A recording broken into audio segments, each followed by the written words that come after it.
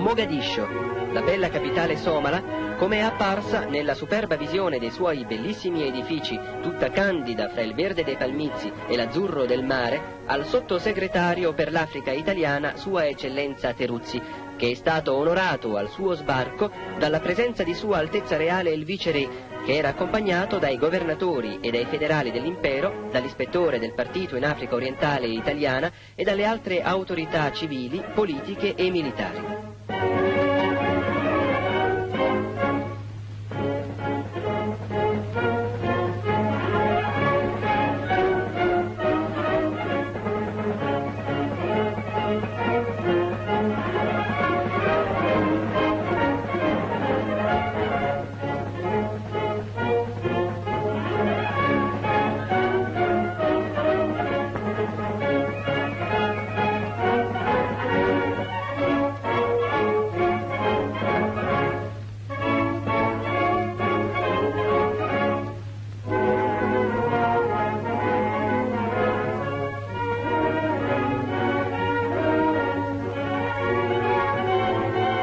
Dopo aver passato in rivista gli schieramenti, il sottosegretario e il viceré si sono recati a deporre una grande corona d'alloro sul monumento ai caduti.